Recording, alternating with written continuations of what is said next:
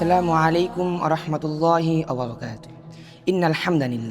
ইন্নাল হামদালিল্লাহি ওয়াহদা ওয়াসসালাতু ওয়াসসালাতু মান লা নাবিয়্যা বা'দা আম্মা বা'দ ফাআউযু বিল্লাহি মিনাশ শাইতানির রাজীম। বিসমিল্লাহির রহমানির রহিম। ওয়া মা আরসালনাকা ইল্লা রাহমাতাল লিল আলামিন। ওয়া ক্বালা রাসূলুল্লাহি সাল্লাল্লাহু আলাইহি ওয়াসাল্লাম আনা সাইয়্যিদুল ওয়ালাদি আদম ইয়াউমাল কিয়ামাতি ওয়ালা ফাখরা।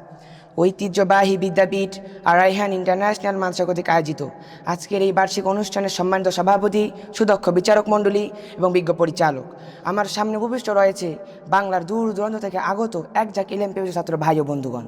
আপনাদের সবাইকে আমার হৃদয় নিয়ে ভালোবাসা জ্ঞাপন করছি। সেই সাথে সেই মহান রব্বে কারিমের শুকরিয়া জ্ঞাপন করি যে রব আমাদেরকে দুনিয়াবী সমস্ত কাজকর্ম ফেলে রেখে এত সুন্দর একটি দিনই মজলিসে আসার এবং বসার তৌফিক দান করেছেন। সবাই কালের মধ্যে শুকর আদায় করে বলি আলহামদুলিল্লাহ। সেই মহামানবের উপর দরুদ প্রেরণ করি যিনি সৃষ্টি, এই পৃথিবী সৃষ্টির মূল উদ্দেশ্য। সবাই বলি সাল্লাল্লাহু আলাইহি ওয়াসাল্লাম।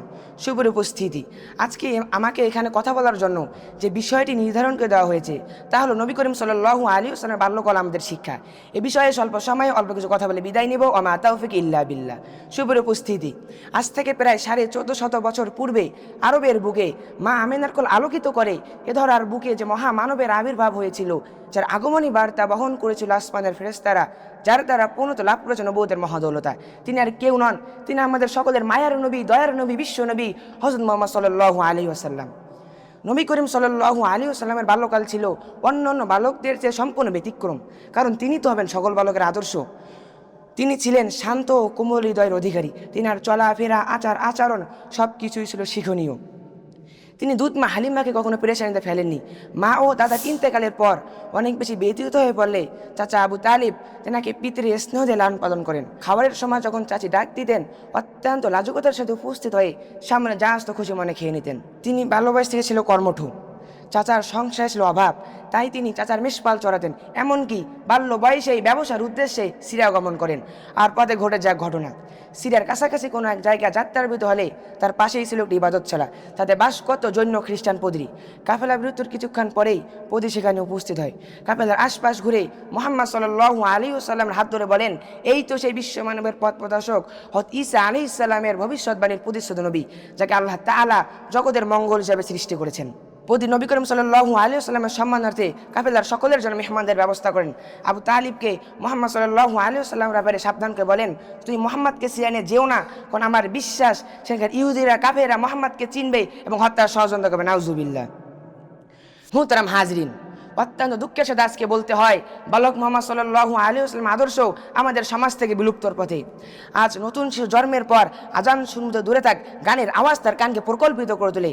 নতুন শিশু কথা বলা শিখলে তাকে প্রথমে ইসলাম ধর্ম শিক্ষা দেওয়া উচিত, তাকে আল্লাহ তাআলার নাম শিক্ষা দেওয়া উচিত, তাকে নবীর আদর্শ শিক্ষা দেওয়া উচিত। কিন্তু আমরা আমাদের শিশুদেরকে ধর্মীয় শিক্ষার কোনো গুরুত্বই দিচ্ছি না, বরং তাদেরকে শিক্ষা দিচ্ছি হাট্টিম মাটি টিম দ্বারা মাঠে ভাই ডিম। তাদেরকে আরও শিক্ষা দিচ্ছি বেহাইপনারী স্বাধীনতা, এমনকি তাদের হাতে তুলে দিচ্ছি মোবাইল নামক সাপ, যাতে তাদের ধর্মীয় জ্ঞান বিজ্ঞান থেকে দূরে সরে রাখে, তাদের চরিত্রকে নষ্ট করে দেয়, তাদের চলাফেরা আচার আচরণকে আপত্তিমূলক করে তোলে। পরিশেষে এই ছেলে নাস্তিকতার শিক্ষা পায়, ইসলাম ধর্ম তার কাছে বোঝা মনে হয়।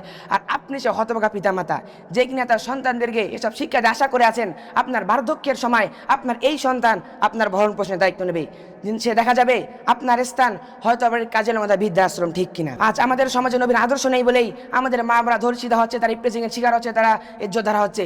আজ চাঁদা না দরকার প্রাণ চল যাচ্ছে, অন্যায়ের প্রতিবাদ করার কারণে প্রাণ চল যাচ্ছে।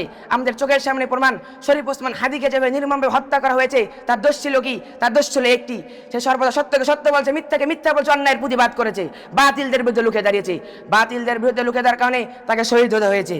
আমি ডক্টর মোহাম্মদ ইউনূসকে স্পষ্ট ভাষায় বলতে চাই, আজ আমার ভাইয়ের রক্তে রঞ্জিত হচ্ছে সোনার ভূখণ্ড, কিন্তু আমরা কোনো বিচার পাচ্ছি না। হাজার হাজার ভাইয়ের প্রাণের বিনিময়ে স্বৈরাচারকে পতন করে আমরা যে ক্ষমতার চেয়ে আপনাকে বসিয়েছি, এই ক্ষমতার চেয়ে বসে যদি আপনি আমার ভাইয়ের হত্যার বিচার করতে না পারেন, তাহলে এই ক্ষমতার চেয়ে বসার আপনার আর কোনো অধিকার নেই। আপনি যদি অতি তাড়াতাড়ি হাদি ভাইয়ের খুনের বিচার না করেন, তাহলে আপনাকে এই বাংলার জমিন থেকে অতি লজ্জিত হয়ে পদত্যাগে চলে যেতে হবে। সম্মানিত কাফের, সম্মানিত উপস্থিতি, এই বাংলার জমিন থেকে যদি আর কোনো হাদি খেহাত না চান, এই বাংলাদেশকে যদি ইসলামিক রাষ্ট্রে পরিণত করতে চান, চাঁদাবাজি ধান্দাবাজি মুক্ত একটি সমাজ গ্রহণ করতে চান, তাহলে মুহাম্মদ সাল্লাল্লাহু আলাইহি ওয়াসাল্লামের বিকল্প নেই, ঠিক কিনা?